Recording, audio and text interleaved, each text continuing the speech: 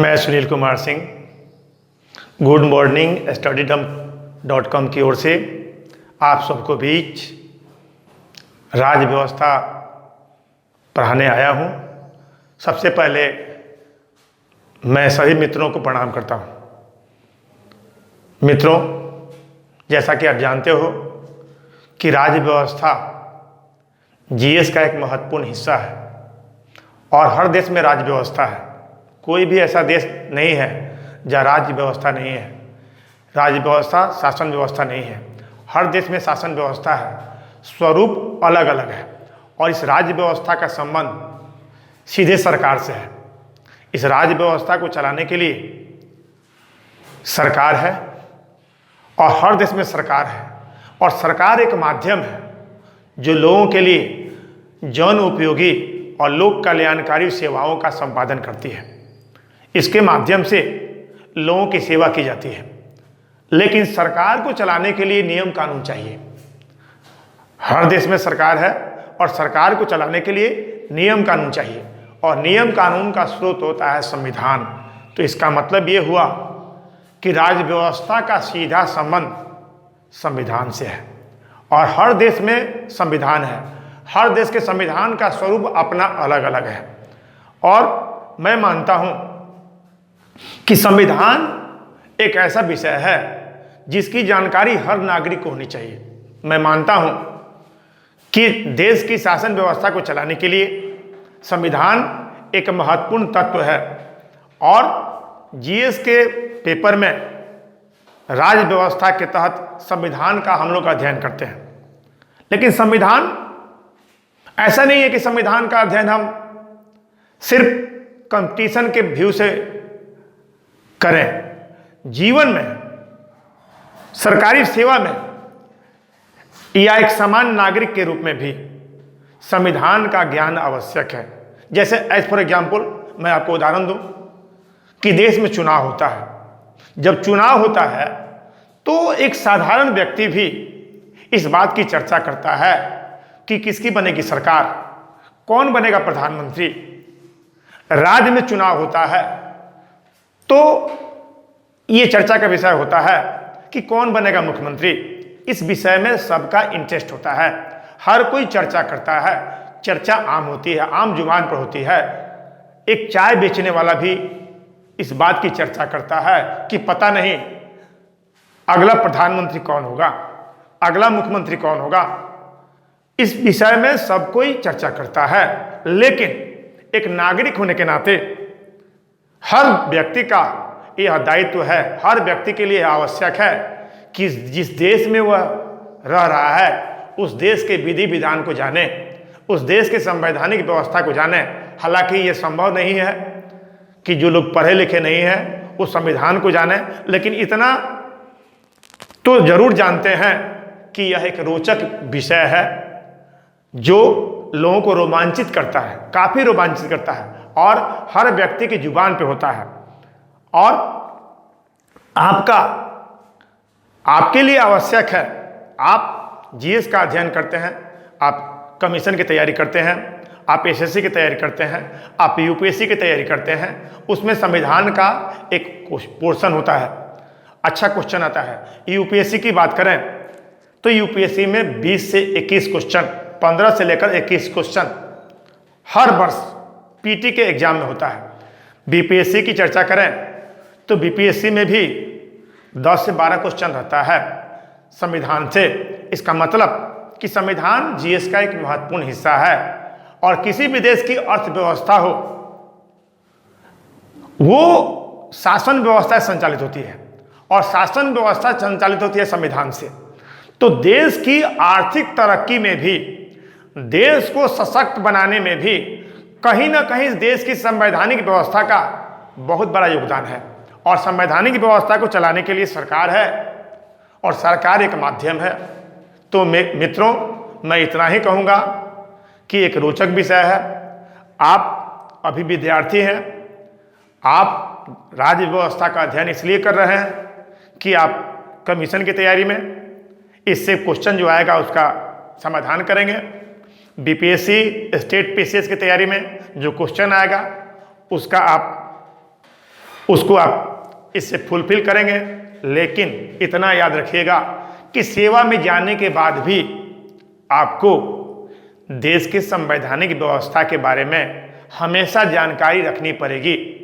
ऐसा नहीं है कि नौकरी में चले गए, मान लीजिए कल के डेट में, कल की तारीख में सेवा में जाने के बाद कोई दिक्कत हो जाए, आपकी सेवा शर्तों को लेकर कोई दिक्कत हो जाए, तो निश्चित रूप से आप न्यायालय में जाइएगा। न्यायालय क्या है? न्यायालय भी संविधान का एक पार्ट है, हमारे मौलिक अधिकारों का रक्षक है। अगर आपके मौलिक अधिकारों का हनन होता है, आप लोक सेवक हैं, लोक सेवा कानून में स्पष्ट प्रावधान है कि एक लोक सेवक को संविधान से संरक्षण प्रदान प्राप्त होता है। संविधान एक लोक सेवक को संरक्षण प्रदान करता है। दूसरी बात, देश के कानूनी व्यवस्था में भी लोक सेवकों को काफी संरक्षण प्राप्त है। देश में अगर केंद्र सरकार की बात करें तो केंद्र सरकार के लोक सेवक हैं, राज्य सरकार की बात करें तो राज्य सरकार के लोक सेवक हैं। इन लोक सेवकों की सेवा शर्तों को लेकर कोई विवाद हो जाए तो कहां जाएंगे? इसके लिए भी कोई ना कोई व्यवस्था होगी, इसके लिए कोई ना कोई फोरम होगा। उचित फोरम है, आपको पता होगा, या आपको अगर पता नहीं है तो मैं बताऊंगा कि उनके लिए भी उचित फोरम है। उस उचित फोरम पर अपनी शिकायत दर्ज कराकर आप अपने मौलिक अधिकारों की रक्षा कर सकते हैं। इसलिए सेवा में जाने के बाद भी आप इस विषय की जानकारी रखेंगे। और मैं तो इतना रोचकता के साथ इस विषय को पढ़ाता हूं कि विद्यार्थी को क्लास में ही बहुत सारी चीजें याद हो जाती है। घर पर जाकर याद करने की जरूरत नहीं है, क्लास में ही बहुत सारी चीजें याद हो जाती है। इतना रोचक विषय है, इतना इसमें रोमांस है, इसमें इतनी उत्सुकता है कि हर व्यक्ति इसमें अपना इंटरेस्ट रखता है। मैं भी इंटरेस्ट रखता हूं और पूरे इंटरेस्ट के साथ पढ़ाता हूं।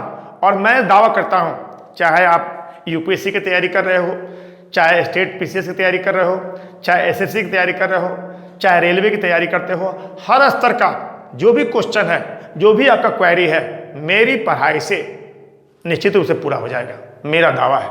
और मैंने अपने अध्ययन के माध्यम से इस बात को प्रमाणित भी किया है। समय समय पर हमसे विद्यार्थी, हमेशा आपसे मैं पहली बार इंटरेक्ट हो रहा हूँ, लेकिन मेरे जो विद्यार्थी सेवा में हैं, विभिन्न सेवाओं में हैं, जैसे बिहार प्रशासनिक सेवा में हैं, अखिल भारतीय सेवा में भी हैं, राज्य के अन्य सेवाओं में भी हैं, अदर स्टेट्स में भी हैं, वो बराबर कहते हैं कि आपकी कॉपी, आपका लेक्चर सुनकर बहुत सारी चीज़ें याद हो जाती है। और मैं कोशिश भी करता हूं कि मेरे विद्यार्थी जो मेरे सामने हैं वो मेरे लेक्चर को फॉलो करें और अपने दिमाग के कोने में उस चीज को समाहित करें। मेरा दावा है कि आप भी उस चीज में पारंगत हो जाइएगा और आप न सिर्फ विषय को जानिएगा बल्कि एक संविधान के विशेषज्ञ बन जाइएगा। कल की तारीख में आप जहां कहीं भी संविधान पर चर्चा होगी, संविधान से जुड़े हुए किसी विषय पर चर्चा होगी, तो आप उस विषय पर अपनी राय रख सकते हैं। जैसे अभी अनुच्छेद 370 समाप्त हुआ है, पिछले वर्ष समाप्त हुआ है, 35A समाप्त हुआ है। इस पर चर्चा हर फोरम पर होती है, हर फोरम पर चर्चा होती है। अगर आपको इस विषय की जानकारी होगी तो आप भी अपनी राय रख सकते हो। उस विषय पर कुछ लिखना हो तो आप भी लिख सकते हो।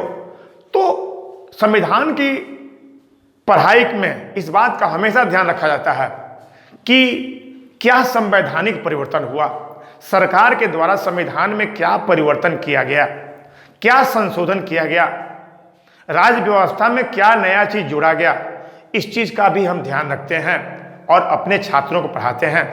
जैसे हमारा विषय ऐसा है जो परिवर्तनशील है, संविधान रोज बदल रहा है, देश में सरकार है और सरकार आवश्यकता अनुरूप इस संविधान को बदलने का प्रयास करती है। शासन व्यवस्था को बेहतर बनाने के लिए आज राज्य लोक कल्याणकारी है और लोक कल्याणकारी राज में समाज के अंतिम पायदान पर बैठे व्यक्ति की हितों की रक्षा करना सरकार का परम दायित्व है। इसलिए एक लोक कल्याणकारी राज होने के नाते सरकार का यह अहम दायित्व है कि वह उन सारी व्यवस्थाओं को करे जिसके माध्यम से लोगों की ज़रूरतों को पूरा किया जा सके। इसलिए ज़रूरत के हिसाब से हमारे संविधान में परिवर्तन भी होता है। हमारे संविधान निर्माताओं ने जब संविधान बनाया तो इस विषय पर चर्चा हुई थी कि संविधान को ऐसा होना चाहिए जिसको समय एवं परिस्थितियों के अनुकूल बदला जा सके। संविधान लचीला भी होना चाहिए, संविधान कठोर भी होना चाहिए। संविधान ऐसा न हो कि जिसको बदला जा सके, संविधान इतना सरल भी ना हो जिसको आसानी से बदला जा सके। संविधान ऐसा जरूर होना चाहिए जिसको समय और परिस्थिति के अनुकूल बदलकर देश के लोगों के हितों की रक्षा की जा सके। इसलिए समय समय पर संविधान में परिवर्तन होता है और संविधान की व्याख्या करने के लिए न्यायपालिका है।